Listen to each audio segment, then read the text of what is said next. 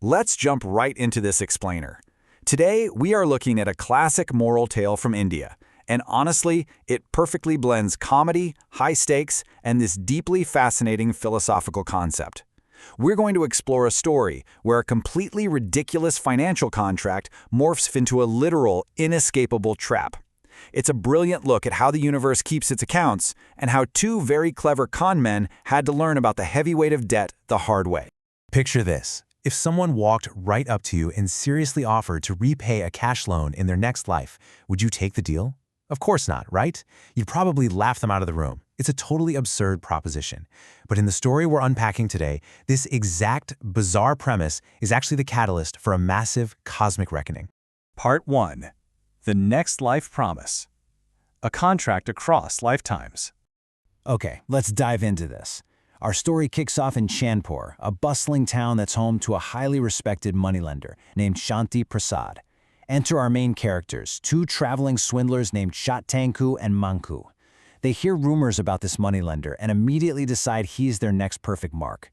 You see, to the swindlers, Shanti Prasad is just a gullible fool, an easy target waiting to be exploited because he doesn't aggressively chase people down or ask for complex collateral.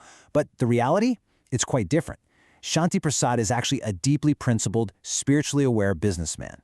He operates on strict ethics and a profound belief in the laws of the universe. And this fundamental misunderstanding sets the stage for literally everything that follows. So, the swindlers arrive at Shanti Prasad's mansion, put on their absolute best sad faces, and weave this tragic fake tale about a failed harvest. The exact amount they ask for? 2,000 rupees. Now that's a massive sum of money, and it represents the very thing that is about to land these two con artists in absolute cosmic trouble. When Shanti Prasad calmly asks when they plan to return the money, the swindlers smirk and deliver a totally ridiculous promise. They say, "We will repay this loan, with interest, in our next life." The dramatic irony here is just incredible. The swindlers fully expect to be thrown out on the street. But instead, Shanti Prasad turns to his bewildered clerk, Munshi, and instructs him to officially write this ridiculous clause right into the ledger. The swindlers sign it, grab the 2,000 rupees without even bothering to count it, and walk out laughing at the supposedly foolish moneylender. Chapter 2. Night of the Talking Oxen. Karma's Literal Ledger. The swindlers hit the road, completely ecstatic about their easy payday. Seeking shelter as night falls, they crash on the porch of a poor, elderly farmer.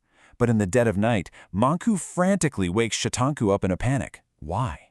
Because they hear voices. There are no other humans around, but the voices are coming from a pair of oxen tied up nearby.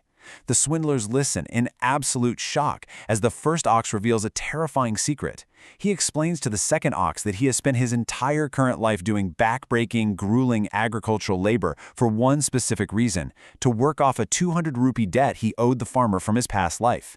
Tomorrow, he says, his 200 rupee debt will be fully paid, and he'll finally be allowed to die. The reality of the situation hits the swindlers like a freight train. The ox says, "This is all our past life karma. Otherwise, why would God make us oxen in this life?" This really underscores the heavy, inescapable mechanics of karmic debt. It's not just a metaphor, and it's not some abstract spiritual concept to ponder. In this world, it is a rigid, literal accounting system. And the horror deepens as the second ox shares his own plight. He owes an even larger past life debt of 500 rupees to a cruel man named Raghu. Now the swindlers are terrified, but a part of them desperately hopes it's just some crazy shared fever dream. But the very next morning, the first ox drops dead exactly as predicted. And shortly after, a burly, angry man named Raghu arrives at the farm holding a heavy wooden stick, demanding his 500 rupees from the poor farmer. When the farmer can't pay, Raghu violently unties the second ox and drags him away to be worked to the bone. The nightmare is 100% real. So, the crucial point is, the swindlers finally put the pieces together. Karma is an inescapable financial ledger. Unpaid debts equal a future life of literal hard labor. And here is the terrifying math they have to face. If a 500 rupee debt buys a lifetime of beatings and pulling carts, what on earth does a 2,000 rupee debt buy? The swindlers realize with absolute dread that by signing that ledger, they have legally bound themselves to be reborn as donkeys, or worse, just to repay Shanti Prasad. Section 3. A refused repayment. Trapped by principle.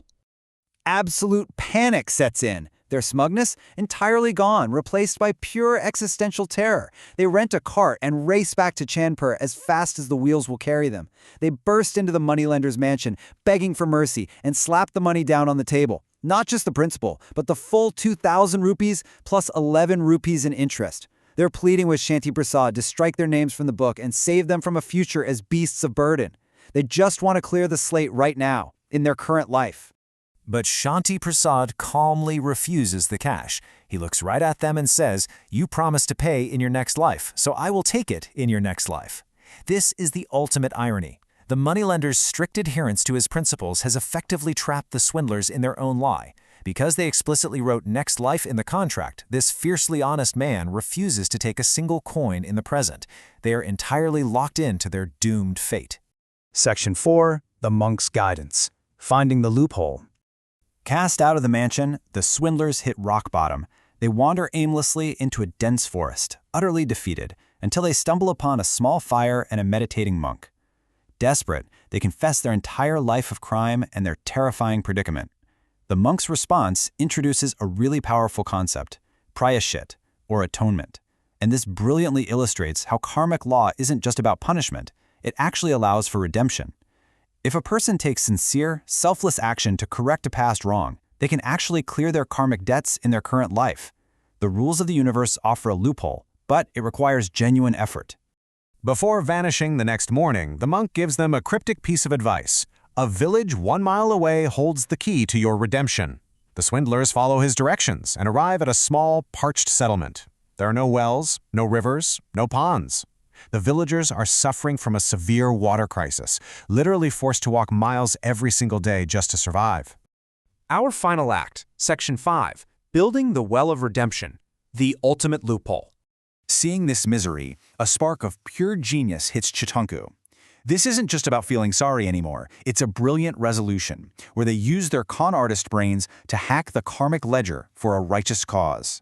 Step 1. They buy tools and work day and night for a month, spending every cent of the stolen 2,000 rupees to dig a deep, beautiful well for the thirsty village. Step 2. When the desperate villagers rush to get water, the swindlers pick up large sticks, guard the well, and refuse them, claiming the well legally belongs to the moneylender, Shanti Prasad. Step 3. They tell the villagers that if they want water, they have to go all the way to Chanpur and force Shanti Prasad to officially give them permission.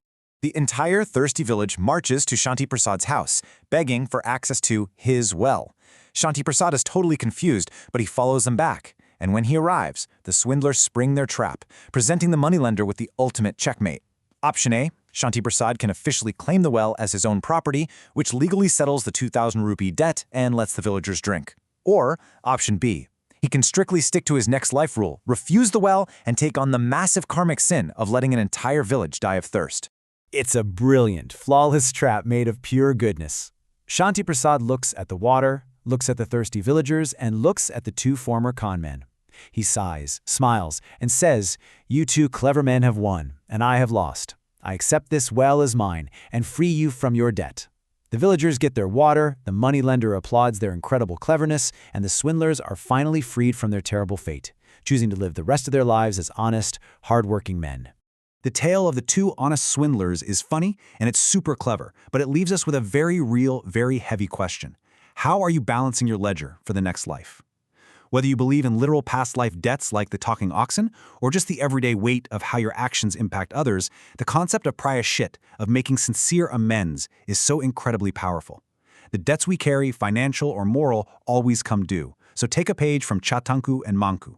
Find your village, build your well, and make sure your ledger is balanced today. Thanks so much for joining me for this explainer, and keep exploring the incredible lessons hiding in these timeless stories.